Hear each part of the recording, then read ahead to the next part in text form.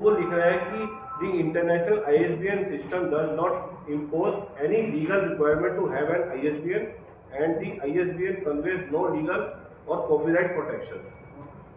ये आप लोगों को मैंने एक कॉपी भी दी है, अभी मेरे से बाद विस्तार से आपको बताएंगे, देखिए हमारे दूसरे। तो ये है, आपको ये कॉपी दे रखी है, 11 नंबर का पैरा है सेकंड। ये कि Raja Ram Mohan Roy national agency for ISBN ये है, ये इशू करती है इसको।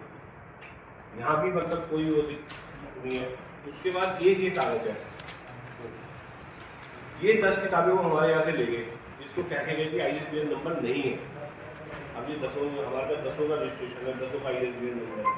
उस समय क्या था कि थोड़ा सर्वर डाउन था, नहीं निकाल पाए, तो हमें मौका टाइम तो दो यार, टाइम दिया ही नहीं, खाली सील कर दी। और उसके भी बाद जो एक दुकान खुली थी उसे तो सील करेंगे, जो बंद दुकानें थी 3 उनके तालों के ऊपर सील लगा के चले। अरे जब 2 दुकान बंद है उसे तो सील मत करो, तो एक दुकान आपको ऐसा लगा कि उन्हें खोल उस पर आपने सील कर, वो भी गलत है। क्योंकि सील प्रॉपर्टी वही तो करोगे जो किसी की विवादित होगी या कहीं कोई आपस में लड़ाई झगड़े होंगे। दुकानदार की प्रॉपर्टी को सील करने का क्या मतलब है? उसकी अपनी जगह है, अपना काम कर रहा हो, किसी के साथ कोई अन्याय न करो। तो ये रजिस्ट्रेशन होने के बाद भी हम इन्हीं के ऊपर हमारे पास भराई होने लगी है और जो हमारे पास केस हुआ। उसके बाद हमने इसे अभी छत्तीसगढ़ में भी इसी प्रकार का एक मैटर है, उस मैटर को लेकर के ये सुप्रीम कोर्ट की रूलिंग है। इसमें भी एक CBI Maharashtra versus PB Desai versus ये है इंडियन सुप्रीम कोर्ट ने, इसमें भी साफ उन्होंने लिख के दिया है ISBN होना या ना होना, लीगल या इलीगल नहीं। अब ये जो केस है ये 318, 337 और 349 में, इस केस का बेसिस ही ISBN है कि किताब में ISBN नहीं है तो ये किताब डुप्लीकेट है। क्योंकि ये किताब डुप्लीकेट है तो ये फोर्जरी है, आप फोर्जरी कर रहे हो और डिसऑनेस्टी कर रहे हो। जब बेसिक जो प्रीमाइस है कि आपका ISBN के ऊपर सारा केस बना है, ISBN जरूरी नहीं है और ISBN की कोई लीगल सैंक्शन। मैं ज्योति कोटिया, पूर्व ग्राम प्रधान। हम आज सब लोग यहाँ इकट्ठा हुए हैं इसलिए क्योंकि सर्वे जनरल हमारे ने अस्मात रास्ता बंद कर दिया, जिसका जैसे संज्ञान में आते ही मैंने 6 महीने पूर्व माननीय कैबिनेट मंत्री गणेश जोशी जी के आवास में उनसे मुलाकात की और अपना पूरे विषय को रखा। और उन्होंने कहा कि 4 व्हीलर तो ऑलरेडी सेफ है, चलो आपके नया गांव के लिए हम पास इशू करते हैं। और बाकायदा हमारे सभी के गाड़ियों में पास लगे हुए जो 1 साल 2025 तक हमारे वैलिड थे, परंतु उन्होंने अकस्मात पास तो इशू किया और उन्होंने गेट भी लगा दिया। और हमने जब बार बार पूछा कि आपने इतने दिन हो गए गेट, तो ऐसा कौन सा गेट लगा रहे, तो कहने लगे नहीं ये तो हमारा गेट है और हम इसको बाकायदा उद्घाटन के साथ हम लोग आप लोगों के लिए खोलेंगे। ऐसा कहकर अकस्मात बंद कर दिया सड़क, जिससे हमारे जो ये इस क्षेत्र के महिलाएं हैं, खास करके बच्चे जो रात बिरात ट्यूशन से आते हैं, इतनी परेशानी होती है। कोई सर्विस क्लास महिलाएं हैं 8-9 बजे रात आती है, पहले बात ये रास्ता सेफ नहीं है, बरसात के टाइम में ये पूरा पहाड़ गिर जाता है तब भी सेफ नहीं है। और रात बिरात में बहुत ही अजीब अकस्मात यहाँ पे ऐसे लोग होते आपराधिक प्रवृत्ति के, उससे भी सेफ नहीं है। और कई कारण जैसे आपने आर्मी में देखा, ये सिविल क्योंकि सर्वे जो है 2022 से सिविल में आ चुका है, तो इस तरह आम रास्ता इन्हें बंद कराने का ये अधिकार भी नहीं है। और ये हमारा राजस्व नक्शा में 150 साल पुराना हमारा नया गाँव के लिए ये रोड दर्शाता भी है। तो कई ऐसे जैसे आर्मी है, आर्मी में कितनी सिक्योरिटी टाइट है, उसके पश्चात भी उन्होंने हमारे ये संतला देवी वाले मार्ग में नागनाथ हो, बाणगंगा हो, सभी क्षेत्र जनतन वाला हो, पूरे गांव को कनेक्ट करते हुए उन्होंने रास्ता खोला हुआ है। तो इसी तरह हमारा निवेदन है, हम आपके अमर उजाला के माध्यम से हम ये उन्हें संदेश देना चाहते हैं कि आप इस तरह जनता को परेशान कर रहे हैं, त्रास कर रहे हैं, जो कि आपका ये अधिकार नहीं है। आपको हमारे लिए रास्ता खोलना चाहिए। अगर गेट नहीं खुलता है तो उसके बाद आपकी क्या कार्रवाई है? हमारा इसका ये आंदोलन यहीं समाप्त नहीं होगा, अभी ये शुरुआत है।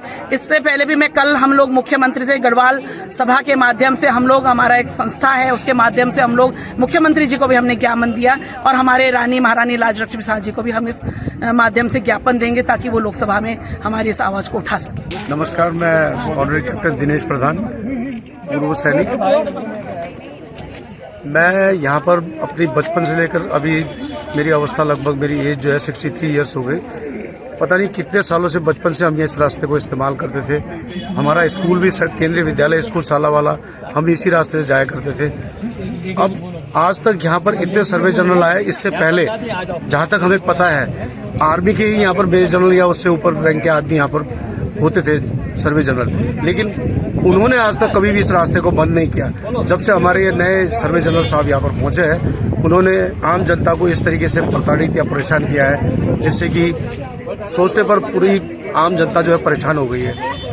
दिन ब दिन यहाँ पर बरसात है, गर्मी है, बच्चे लोग को आने जाने के लिए असुविधा होती है। ये जो रास्ता इन्होंने दिया है, इस रास्ते में ये सुरक्षित नहीं है। असामाजिक तत्व, नशे के व्यापारी और भी कई ऐसी चीजें जो कि यहाँ पर रातों रात इस 1 किलोमीटर के दायरे पर होती रहती है, जो कि हमने इस चीज के बारे में नजदीकी थाना और पुलिस को भी इस बारे में अवगत कराया है। तो ज्यादा ना कहते हुए हम यही आग्रह करते हैं सर्वे जनरल साहब से, या तो इसको जल्द से जल्द खुलवाया जाए। इसके बाबत जैसे कि हमारे गांव में इन्होंने वादा किया था, मैं भी उस मीटिंग में था, कि भाई जो भी है 1 साल के लिए हम एक पास देंगे, और इन्होंने हमें पास भी दिया, और पास देने के बाद इन्होंने गेट लगा दिया। या तो हमें आगाह किया होता कि भाई हम ऐसा कर रहे हैं, तो फिर हम उसका दूसरा विकल्प ढूंढते। अब ये गेट आज से 6 महीने पहले बन चुका है, लेकिन इसमें बम्बू वगैरह लगा करके ये दर्शाया जा रहा है कि ये गेट अभी कच्चा है या बन रहा है, लेकिन ये गेट गुट सब बन चुका है। तो हम मीडिया से यही आग्रह करते हैं कि कृपया इसको ज़्यादा से ज़्यादा आप अपने चैनलों में डालें, और ताकि सर्वे जनरल तक ये पहुंचे कि भाई आम जनता भी जो है वो अपने मीडिया के सहारे भी लड़ना जानती है। मैं ये पूछना चाहता हूँ, इसका क्या मैसेज है? ये तो आपको पूरा ये मैसेज सबसे पहले, जहाँ तक मेरी नॉलेज, मैंने अभी जो आप लोग जो पढ़ा है, नेट पे देखा है, उससे पहले मुझे भी दी, ये J&K, हिमाचल, सबसे ज़्यादा टिहरी, पौड़ी, पूरे उत्तराखंड ही नहीं पूरे हिंदुस्तान में इसका गलत मैसेज गया है। चाहे वो किसी भी जाति का हो, इस तरह का वो करना, क्या कहना चाहते हैं कि 27 का इलेक्शन लड़ेंगे? हमें कोई शिकायत नहीं है। हम ये जानना चाहते हैं, जो हमारे बुजुर्गों ने ये नाम दिया है, उसको जिंदा रखा जाए। मियाला था, मियाला है और मियाला रहेगा। हम मरते दम तक इसकी लड़ाई लड़ेंगे। हम ये नहीं किसी बात की बदतमीजी करना चाहते। तो दोस्त, मैं कोई इलेक्शन नहीं लड़ा, कोई राजनीतिक पार्टी से, वो अलग चीज है, लेकिन आज पहली बार दुख हुआ। आता भी हूँ, फिर बाहर बैठता हूँ, मुझे यहाँ के बोलना पड़ा। मेरे सब सीनियर है, यही सारी इसकी हिस्ट्री है। मतलब पूरे हिंदुस्तान में लोग, उत्तराखंड से तो सीधा आपसे ये कहना चाह रहा हूँ, और बाकी हमारे साथ इसकी पूरी डिटेल देंगे आपको। तो बहुत बहुत धन्यवाद आपका। नमस्कार।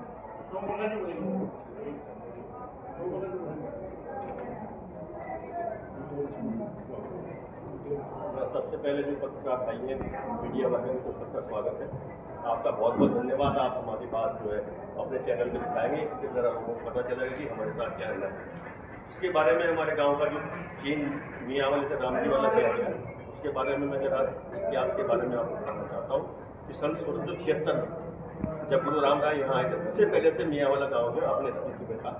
उसके बाद 1717 से और 1772 तक राजा प्रतीक साहब, जिन्होंने यहाँ पे शासन किया है, उनके टाइम में हमारा गांव अस्तित्व में रहा है। उसके बाद 1910 में